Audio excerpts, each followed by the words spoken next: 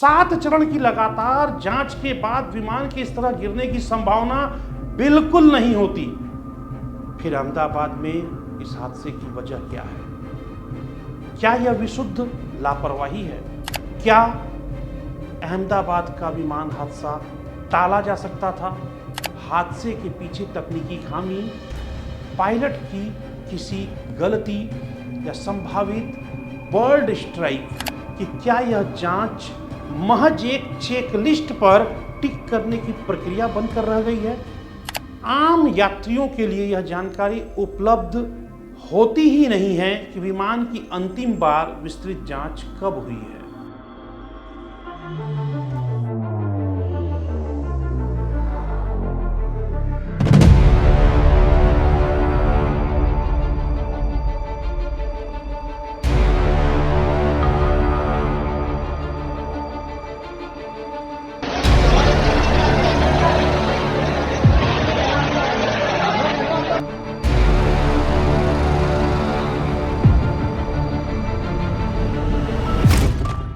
नमस्कार, मैं हूं मनोज टिबड़ेवाल आकाश। मेरे YouTube मंच द MTA स्पीक्स में आपका स्वागत है। आज हम बात करेंगे अहमदाबाद विमान हादसे की। क्या यह विमान हादसा टाला जा सकता था? दोस्तों, यकीन मानिए, मैं कल पूरी रात सो नहीं पाया। वजह थी जो दर्दनाक, दिल को दहला देने वाली, झकझोर देने वाली तस्वीरें अहमदाबाद से आईं।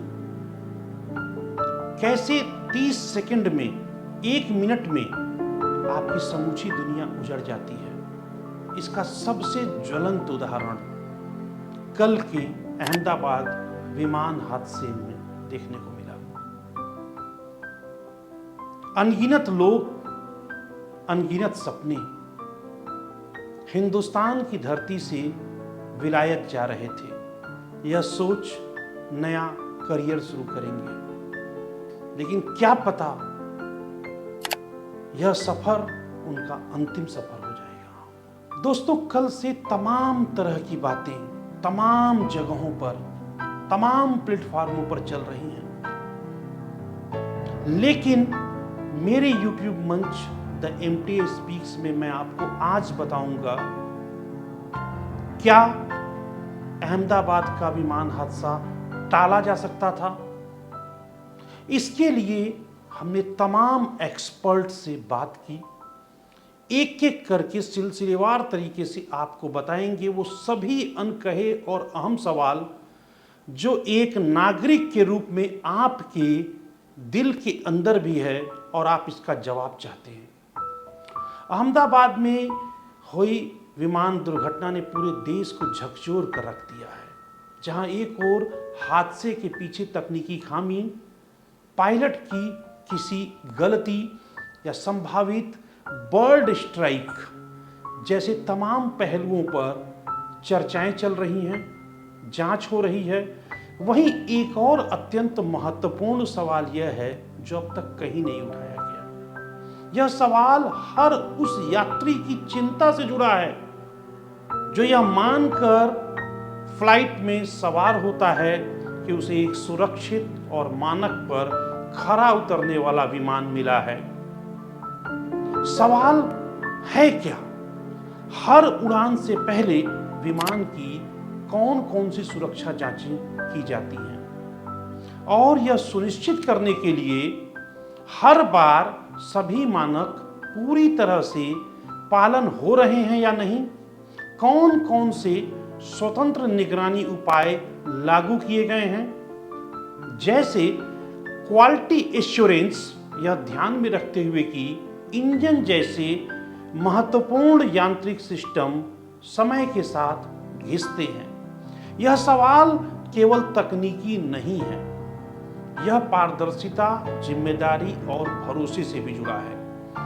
आइए इस सवाल को विस्तार से समझने का प्रयास करते हैं। सबसे पहले बात करेंगे प्री फ्लाइट इंस्पेक्शंस की। हर व्यावसायिक उड़ान से पहले एयरक्राफ्ट का प्री फ्लाइट इंस्पेक्शन अनिवार्य होता है।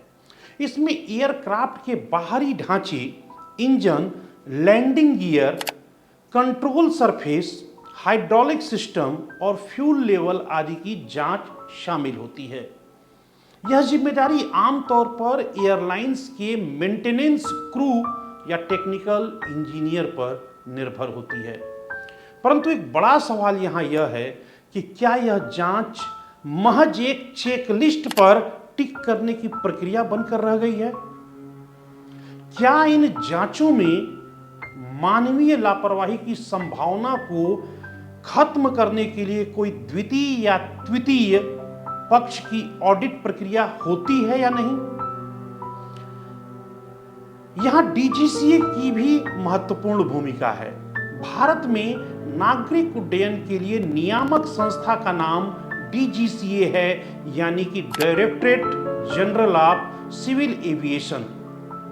यह डीजीसीए सुरक्षा मानकों को तय करने के साथ साथ उनके अनुपालन की निगरानी भी करता है।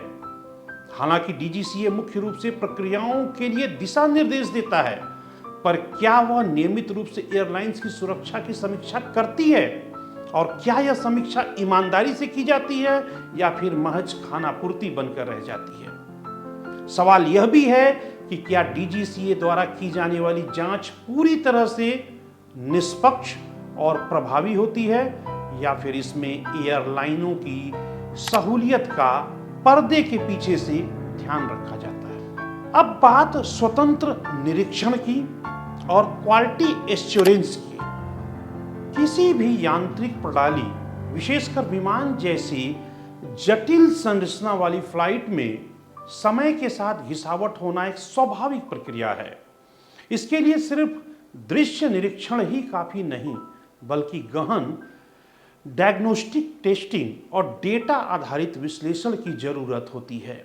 जैसे क्या विमानों पर नियमित रूप से इंजन हेल्थ मॉनिटरिंग यानी कि EHM या फिर vibration analysis, oil debris monitoring आदि किए जाते हैं या नहीं? क्या इन टेस्ट का डेटा केवल एयरलाइंस के पास रहता है या फिर इसे किसी स्वतंत्र एजेंसी द्वारा भी रिव्यू किया जाता है? क्या भारत में FAA US, EASA EU जैसे स्वतंत्र व प्रौद्योगिक रूप से सक्षम निरीक्षण निकाय जैसी कोई व्यवस्था है या नहीं? एयरलाइंस की जवाबदेही और ट्रांसपेरेंसी की अगर बात करें तो भारतीय एयरलाइन सुरक्षा संबंधी प्रक्रियाओं की पारदर्शिता को लेकर उतनी खुली नहीं है। उदाहरण के तौर पे हम आपको बताएंगे, आम यात्रियों के लिए यह जानकारी उपलब्ध होती ही नहीं है कि विमान की अंतिम बार विस्तृत जांच कब हुई है। क्या किसी तकनीकी गड़बड़ी या चेतावनी की रिपोर्ट सार्वजनिक की गई है, की जाती है या नहीं? क्या एयरलाइंस की वेबसाइट या टिकट पर यह उल्लेख होता है कि विमान की औसत आयु क्या है? बिल्कुल नहीं होता।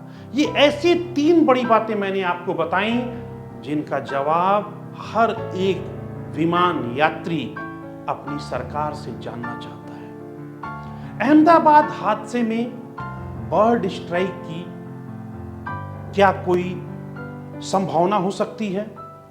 इसकी आशंका जताई जा रही है। भारत में बर्ड स्ट्राइक की घटनाएं लगातार बढ़ रही हैं, विशेषकर मानसून और गर्मी के समय।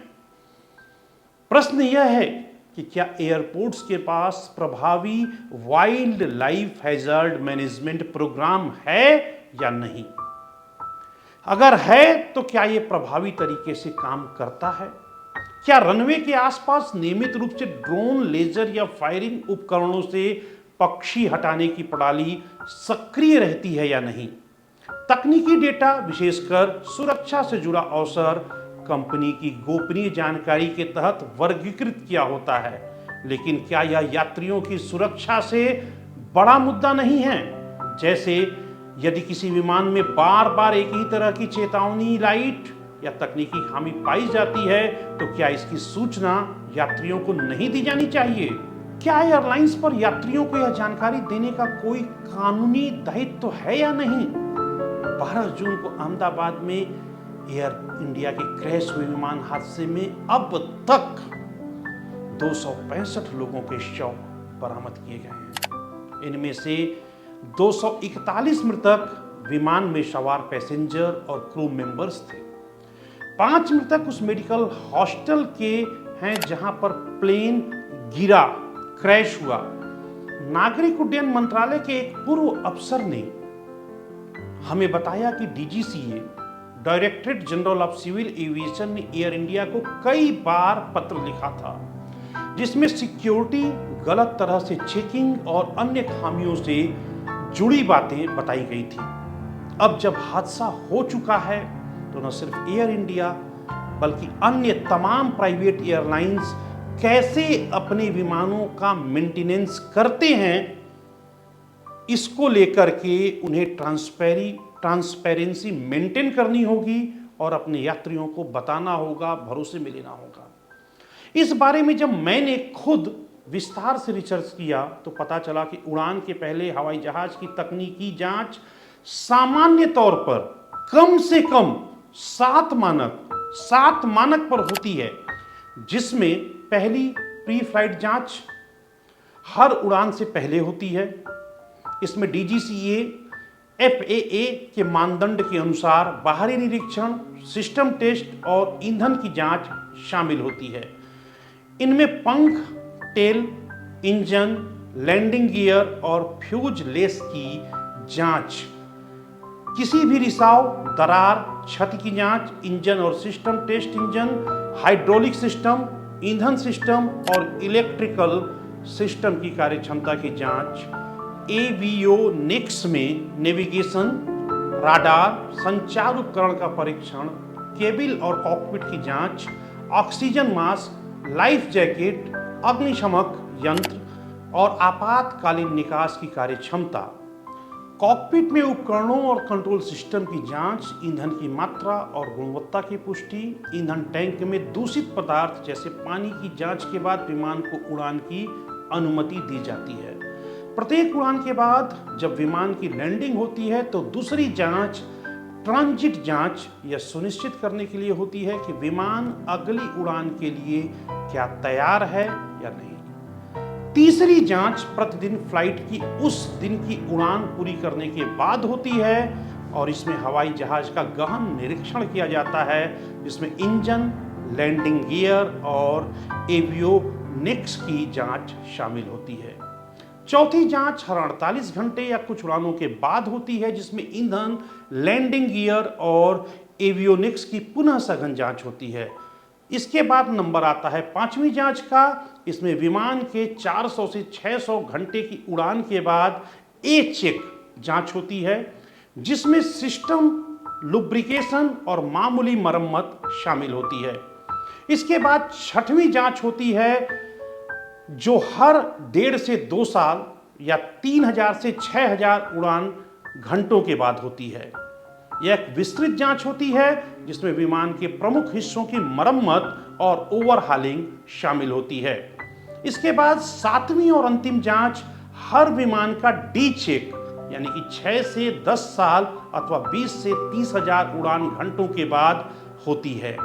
यह सबसे गहन जांच होती है जिसमें विमान को लगभग पूरी तरह से डिसमेंटल किया जाता है और पुनः असेंबल किया जाता है। 7 चरण की लगातार जांच के बाद विमान के इस तरह गिरने की संभावना बिल्कुल नहीं होती। फिर अहमदाबाद में इस हादसे की वजह क्या है? क्या यह विशुद्ध लापरवाही है? यह बात तो जांच से पता चलेगी कि यह हादसा मानवीय चूक था या मेंटेनेंस की या प्लेन में तकनीकी खराबी। अब जवाब देने का समय है, क्योंकि बात 265 मौतों की है। अहमदाबाद विमान हादसा हमें सिर्फ तकनीकी जांच तक सीमित नहीं रखना चाहिए। यह एक महत्वपूर्ण अवसर है जब भारत को अपनी हमारी सरकार को नागरिक उड्डयन प्रणाली की गहराई से समीक्षा करनी चाहिए, ताकि भविष्य में इस तरह का कोई भी भीभत्स हादसा नहीं हो। अब समय इस बात का भी है कि बड़े और अहम सवालों का जवाब अपनी सरकार से मांगा जाए। विमानों की सुरक्षा की जांच वास्तव में कितनी प्रभावी है? क्या स्वतंत्र निरीक्षण की व्यवस्था मजबूत है? क्या यात्रियों को आवश्यक तकनीकी जानकारी समय पर दी जाती है? जब तक ये सवाल जवाब के दायरे में नहीं लाए जाते, तब तक हादसों के बाद मुआवजा और बयानबाजी केवल दिखावा बनकर रह जाएंगे। और सबसे महत्वपूर्ण, आम यात्री का भरोसा, जो इस पूरी प्रणाली का रीढ़ है, वह धीरे धीरे कमजोर होता जाएगा। मेरे YouTube मंच द MTA स्पीक्स में आज इतना ही। कल फिर इसी वक्त मिलेंगे एक और नए और महत्वपूर्ण विषय पर विस्तृत चर्चा के लिए। धन्यवाद।